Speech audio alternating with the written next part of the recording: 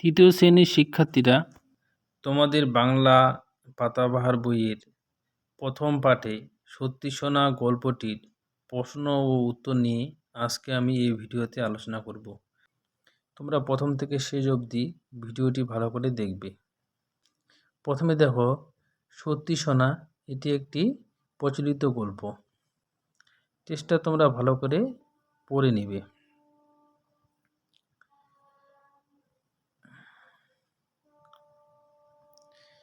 এরপরে দেখো কতগুলো প্রশ্ন রয়েছে। প্রশ্নগুলো তোমরা লক্ষ্য করো।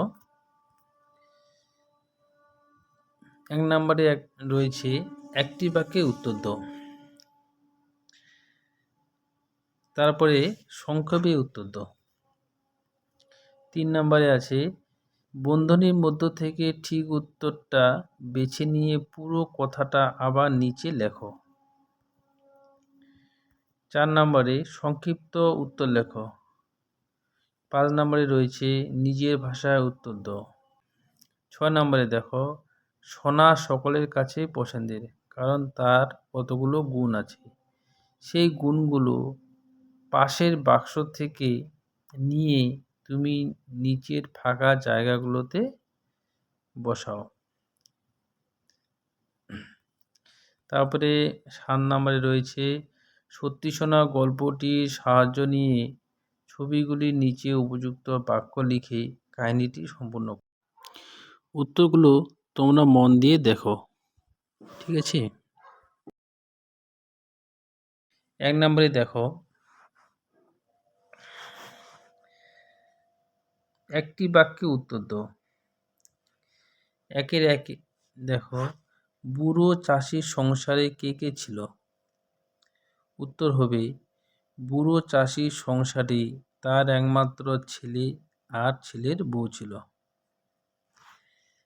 তাহলে 1-এর 1 নাম্বার হয়ে গেল। 1-এর 2 নাম্বার দেখো, চাষির ছেলেটি কেমন প্রকৃতির ছিল? চাষির ছেলে খুব অলস প্রকৃতির ছিল। তারপরে দেখো 1-এর 3 নাম্বার, বাপের কথা শুনে ছেলের মনের অবস্থা কেমন হলো? উত্তর, বাপের কথা শুনে ছেলের চোখ দুটি লোভে চকচক করে উঠল। 1-এর 4 নাম্বার দেখো, বুড়ো চাষি কোন কথাটা তার ছেলেকে বলে যাননি? মাটির নিচে সোনা ঠিক কোন জায়গায় পোঁতা আছে তা বুড়ো চাষি তার একমাত্র ছেলেকে বলে যাননি। তাহলে 1-এর 4 হলো। এবার দেখো 2 নাম্বার, সংক্ষেপে উত্তর দাও। 2-এর 1-এ দেখো, চাষি ছেলে সকাল থেকে রাত পর্যন্ত কতটা জমি খুঁড়েছিল? উত্তর, চাষির ছেলে সকাল থেকে রাত পর্যন্ত প্রচণ্ড পরিশ্রম করে 5 বিঘে জমি খুঁড়ছিল। তারপরে 2-এর 2 নাম্বার, চাষির ছেলের প্রথম রোজগারে কে খুশি হয়েছিল? উত্তর হবে, চাষির ছেলের প্রথম রোজগারে তার বউ খুব খুশি হয়েছিল। 2-এর 2 হলো। 2-এর 3, গল্পে কোদাল দিয়ে মাটি খোঁড়ার কথা বলা আছে। আর কি কি জিনিস দিয়ে মাটি খোঁড়া যায় বলে তোমার জানা আছে? তোমরা জানো সবাই।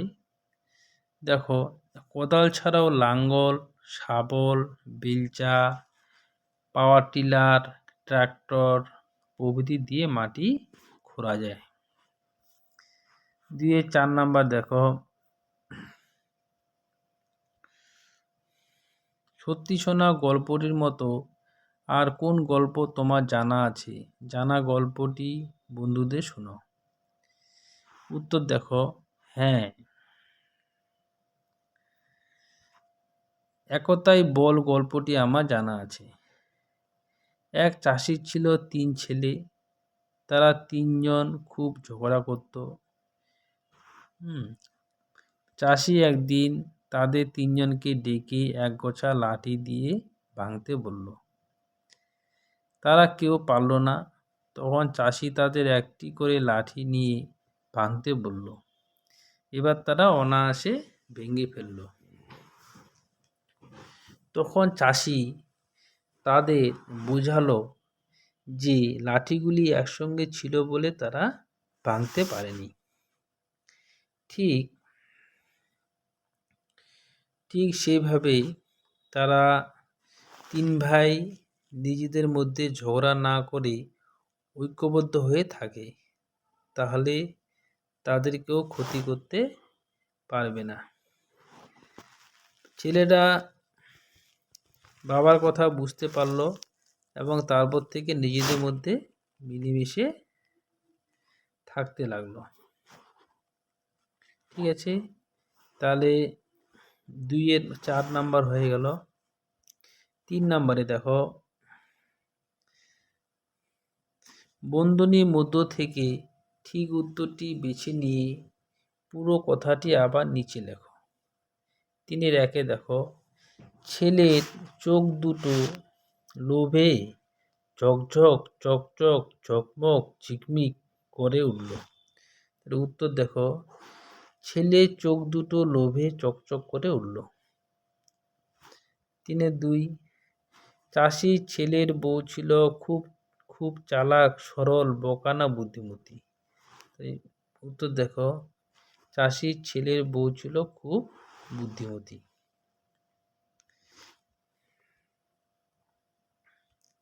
এবার 3-এর 3 নাম্বারটা দেখো, বউ বলেছিল সোনা যদি পাও তবে আমাদের, তোমার, মজুরদের আমার কপাল ফিরে যাবে। 3-এর 3, উত্তর দেখো, বউ বলেছিল সোনা যদি পাও তবে আমাদের কপাল ফিরে যাবে। উত্তর হবে এখানে আমাদের। 3-এর 4, চাষির ছেলে ফসল কাটার পর তা কম পয়সায় দোকানে, হাটে না বাজারে বিক্রি করে? চাষির ছেলে ফল কাটার পর তা হাটে বিক্রি করে।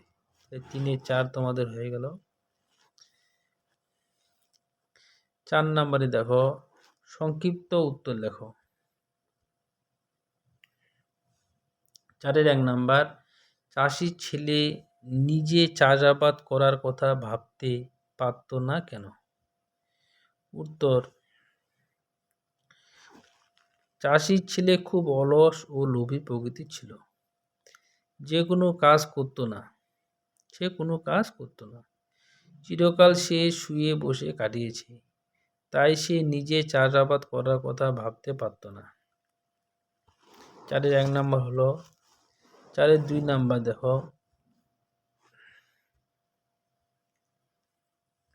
শেষ পর্যন্ত চাষির ছেলের মাঠে কাজ করতে যাওয়ার কারণ কি ছিল? মৃত্যুশয্যায়, উত্তর দেখো, মৃত্যুশয্যায় চাষির বলা লুকানো সোনার লোভে এবং বউয়ের কথায় দুজন আবার মজুরি ডাকিয়ে জমি খুঁড়তে লাগিয়ে দেয়। অন্যদিকে মজুররা যেন সোনার তাল সরিয়ে ফেলতে না পারে তা ভেবে নিজও কোদাল নিয়ে কাজে লেগে যায়। এভাবে মজুর ও চাষির ছেলে মিলে 5 বিঘা জমি খুঁড়ে ফেলে। তারপর সেভাবে জমি যখন খরাই হয়েছে তখন চাষ করা ভালো, এই ভেবে সে শেষ পর্যন্ত চাষ করত যায়। 4-এর 2 নাম্বারটা তাহলে হলো। 4-এর 3 নাম্বার দেখো, চাষির ছেলের বউ কোন সময়কে বীজ বোনার উপযুক্ত সময় বলেছে? উত্তর, তন্ত্র চাষি প্রতি বছর বর্ষার আগে জমিতে ধানের চাষ করতেন। তাই চাষির ছেলের বউ বর্ষা নামার আগের সময়কে বীজ বোনার উপযুক্ত সময় বলেছিল। সে কোথা থেকে বীজ কিনেছিল? চাষির ছেলের বউ হাট থেকে বীজ কিনে এনেছিল। 4/5 সে কিসের বীজ কিনেছিল? সে হাট থেকে সবচেয়ে সেরা ধানের বীজ কিনেছিল। 4/6 নাম্বার দেখো, গল্পের কোন মানুষটাকে তোমার সবচেয়ে বেশি পছন্দ হলো? চাষির ছেলের বউ খুব বুদ্ধিমতী ছিল, তাই গল্পে চাষির ছেলের বউয়ের বুদ্ধিমত্তার কারণে আমার তাকে সবচেয়ে বেশি পছন্দ হলো। 4/6 হলো। 5 নাম্বার দেখো, 5-1 নাম্বার, নিজের ভাষা উত্তর দাও। সেটা বলবো বলেই তো ডেকেছি তোমায়। কে এই কথা বলেছে? কে কাকে এই কথা বলেছে? সে তাকে কি বলার জন্য ডেকেছিল? তাহলে কে এ কথা বলেছে? গল্পে বৃদ্ধ চাষি এ কথা বলেছে।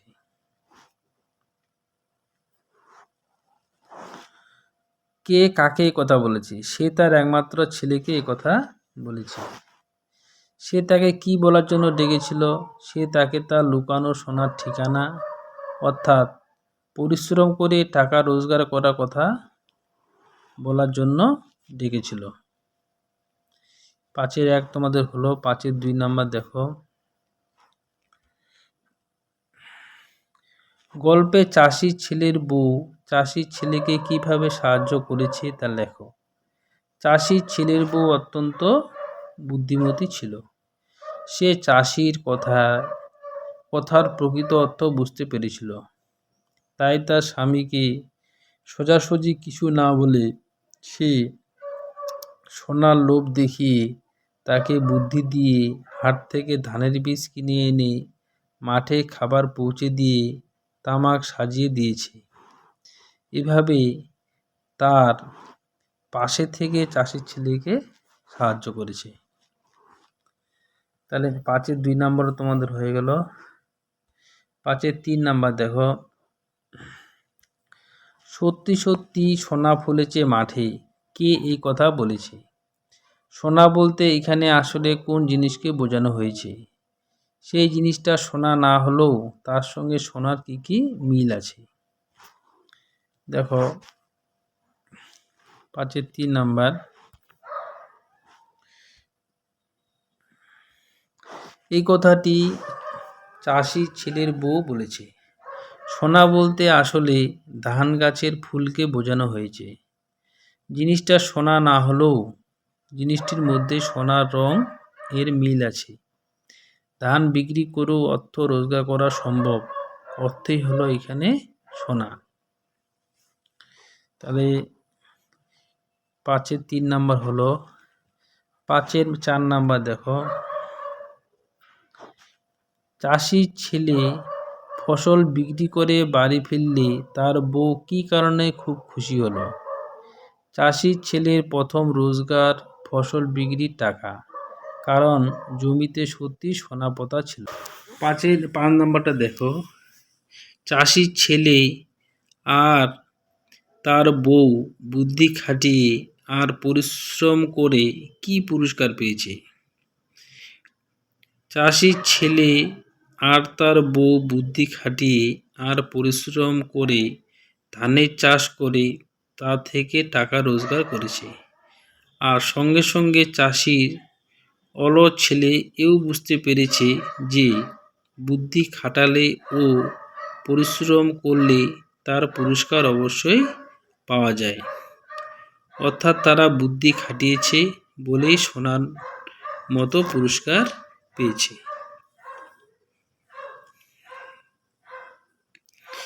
5-6 নাম্বারটা দেখো,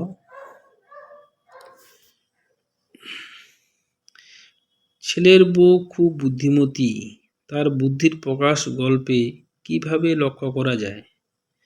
বৃদ্ধ চাষির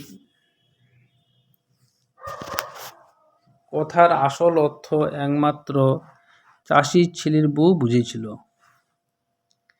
তাই সে প্রথমে অলস স্বামীকে সোনার লোভ দেখিয়ে 5 বিঘা জমি খোঁড়ায়। তারপর ধীরে ধীরে ভালো ভালো কথা বলে তার পাশে থেকে তাকে দিয়ে জমিতে চাষ। এভাবে তার অলস স্বামী পরিশ্রমী হয়ে ওঠে। চাষির ছেলের বউয়ের এই ধরনের কাজের মধ্য দিয়ে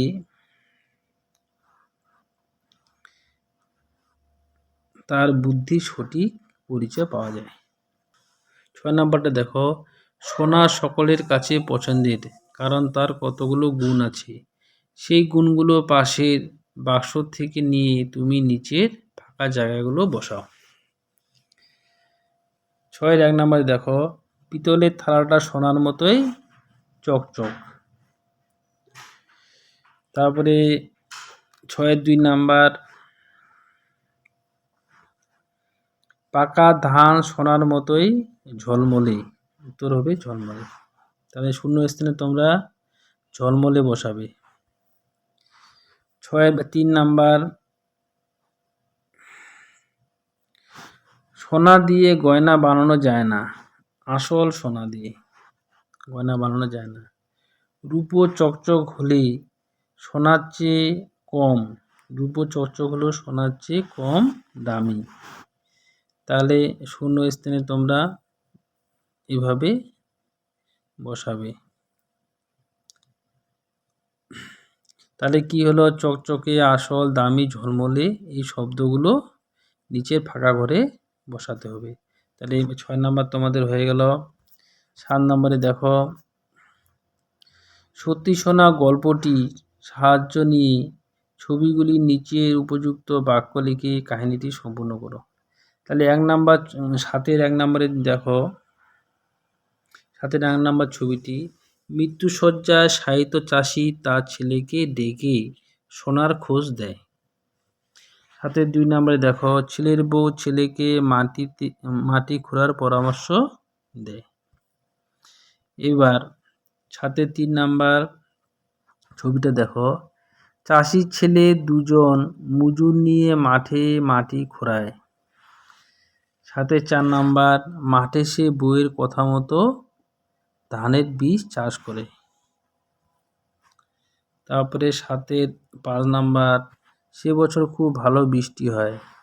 7-এর 6 নাম্বার, ফসলে সারা মাঠ ভরে যায়। তারপরে 7-এর 7 নাম্বার দেখো, ফসল কাটার পর তা হাটে বিক্রি করে 1 থলি টাকা পেল চাষির ছেলে। আজকে সত্যি শোনা গল্পটির প্রশ্ন উত্তর নিয়ে আলোচনা করলাম। পরবর্তী ভিডিওতে অন্য বিষয় নিয়ে আলোচনা করব। যদি চ্যানেলটি তোমাদের ভালো লাগে সাবস্ক্রাইব করবে এবং বন্ধুদের শেয়ার করবে।